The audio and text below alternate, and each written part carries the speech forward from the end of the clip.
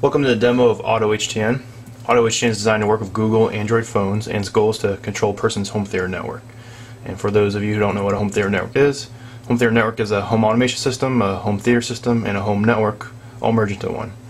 So as you can see, this is the main home screen of AutoHTN. Each button here takes you to a screen where you can control your lights, your security sensors, IP web-based cameras, streaming video, thermostat, electrical outlets, window blinds, and receivers.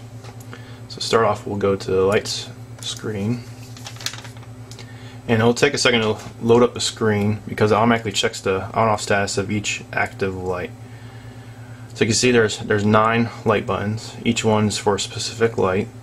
The way I'm controlling the lights is through Z-Wave light modules. So for example, here's a Mantic lamp module, and here is a in-wall Z-Wave light switch, and here is a Z-Wave USB adapter which emits the RF signals to turn the light switches on and off. Okay, to give you a quick demo, we'll turn the test light on. You can see the light turn on and the image updated, and we'll turn the light off. And these buttons in the bottom corner here, all on and all off, will turn on and off all the light buttons. And then there's a check light status button, which could be useful if you manually turn on a light, or if someone has a remote control that will turn on one of the lights. So for example, I'll turn on the light with my remote. See the light turned on, go to the check light status button, and the image updated. So we'll go ahead and turn the light off again. And we'll go back to the main menu and go to security motion sensors. Alright, this screen is very similar to the light screen, as you can turn motion detection on and off. So we'll go ahead and turn the office sensor on. And to demo it, here, I'll show you a Z-Wave Home Pro sensor. Here it is, and flashed red to detect motion. So go to the check motion status button, and it'll show alert.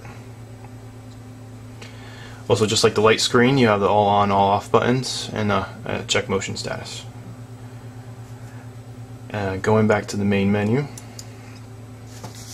we'll go to the camera section. And the cameras AutoHTN supports are IP web-based cameras. The one I've been testing with is a Panasonic BL-C1 model camera. Emulator here doesn't support the video format of my camera yet, so for now I have a short video demo of a front door camera. So back to the main menu, and then we'll go to the electrical outlets, which electrical outlets can be useful to control a particular appliance, or like for example a fan or a coffee maker, and you could turn the electrical outlets on or off just like the light section. So we'll go back to the main menu again, and now we'll go to the thermostat, and it has all typical applications of a thermostat where you can turn the AC on, AC off, heat on, fan auto, fan on. It'll automatically get the current temperature when you first load up, or you can press the button to get the current temperature, and you can set the temperature of these plus and minus. And when you exit the screen, it'll actually send a signal for the temperature. Alright, next is the HTPC streaming video. You can stream video from HTPC or any PC using an open source program called VideoLAN. And right now I have the hockey game streaming through VideoLAN.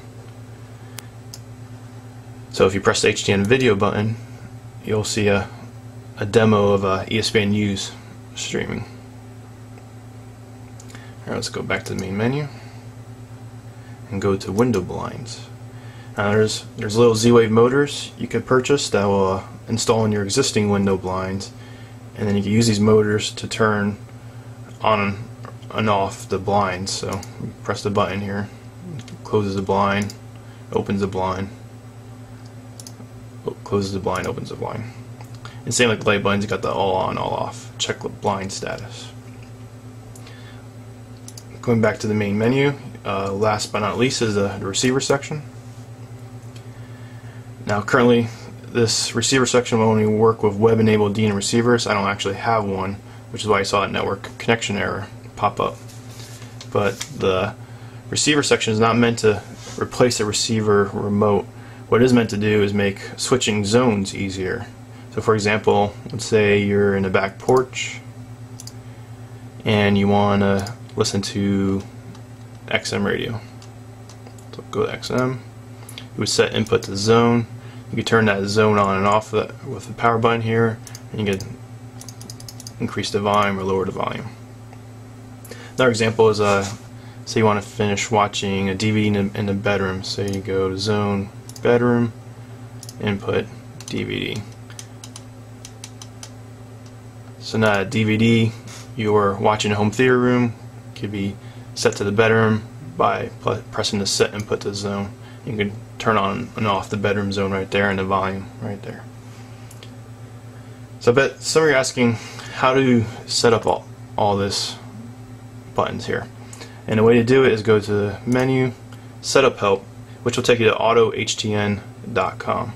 And AutoHTN.com has all the information how to configure and set everything up.